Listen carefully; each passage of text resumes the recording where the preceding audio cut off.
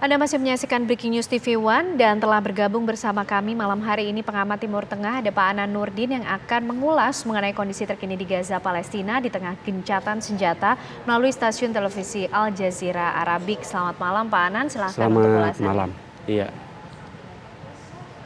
Baik Ken, kita akan segera bergabung dengan televisi Al Jazeera yang akan mengabarkan kondisi di Timur Tengah, tetapi saya belum mendengar suara secara langsung. Ini adalah laporan dari Tel Aviv yang dilaporkan oleh Ilyas Karon dari perbatasan Tel Aviv, yang sepertinya ini adalah tentang apa yang terjadi di perbatasan Tel Aviv dengan jalur Gaza atau Israel dengan jalur Gaza. Mungkin dengan Israel antar perbatasan Israel dengan jalur Gaza. Memang hari ini sedang terjadi rapat di Dewan Keamanan PBB. Tadi disampaikan oleh wartawan Al Jazeera, dalam laporan itu adalah dikatakan ada semacam pernyataan yang dikeluarkan oleh Menteri Luar Negeri Palestina yang mengkritik keras sikap Israel, dalam hal ini Benyamin Netanyahu, yang menyampaikan semacam pernyataan bahwa di Israel itu tidak ada yang namanya Palestina. Jadi secara geografi mereka dihilangkan dari peta Israel, dari peta Timur Tengah, yang ada hanya justru kemudian kelompok selanjutnya, Ilyas Karon melaporkan bahwa memang sekarang akan sudah dilaksanakan sampai penyerahan tahap yang ke-5 untuk pembebasan beberapa tahanan dari pihak Palestina di penjara Ofar.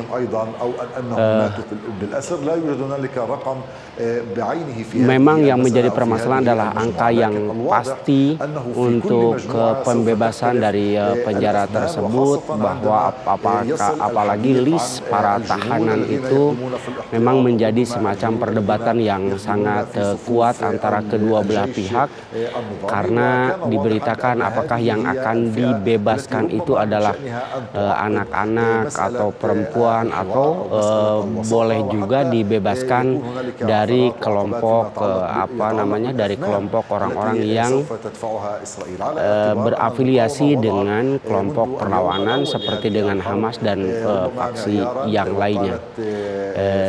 Sampai hari ini dari penjara-penjara Israel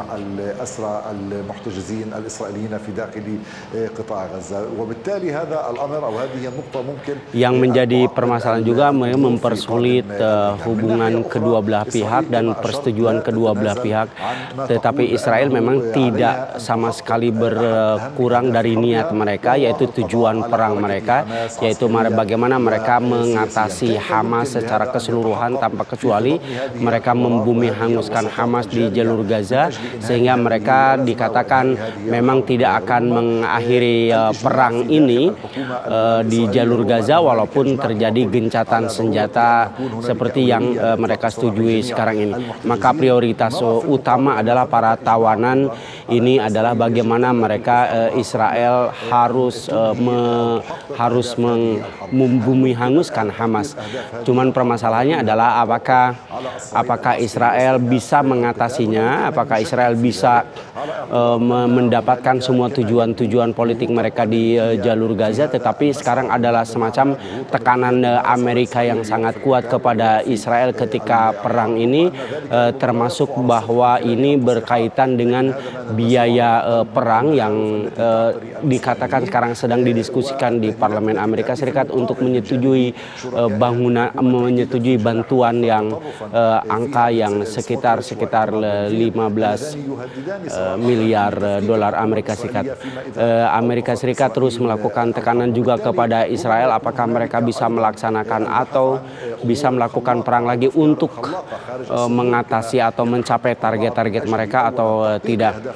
Yang kedua adalah bahwa target-target perang itu jangan sampai mereka juga melakukan pelanggaran-pelanggaran internasional.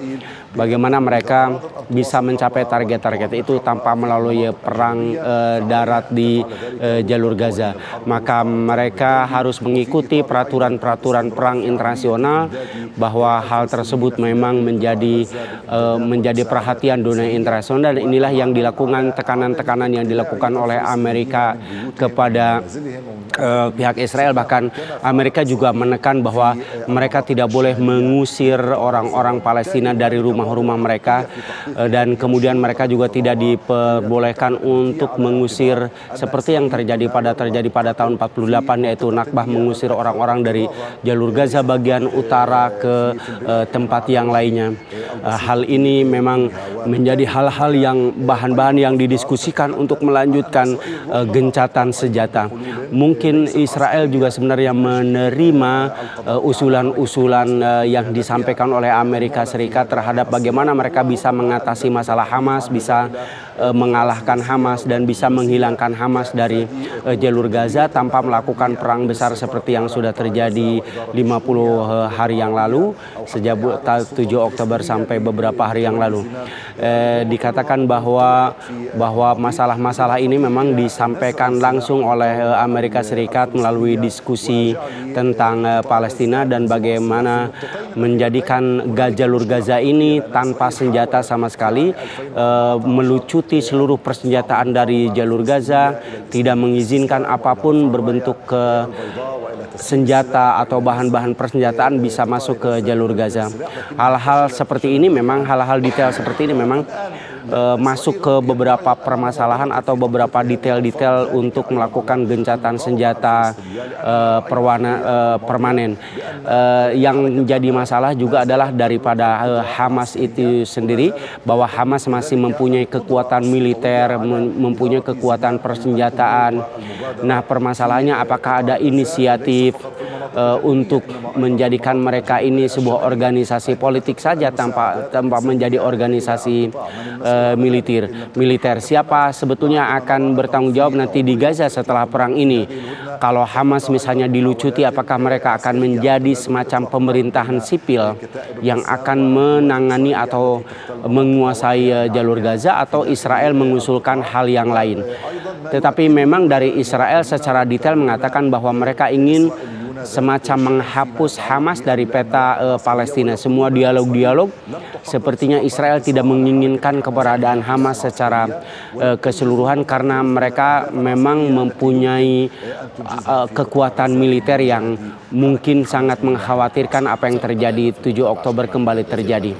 Itu adalah Ilyas Karrom dari perbatasan dari Tel Aviv, mengupas tentang proses gencatan senjata antara ketiga belah pihak, yaitu antara Israel, Amerika Serikat, dan dari pihak Hamas yang terjadi di Qatar beberapa waktu yang lalu atau sampai hari ini masih terus berlangsung.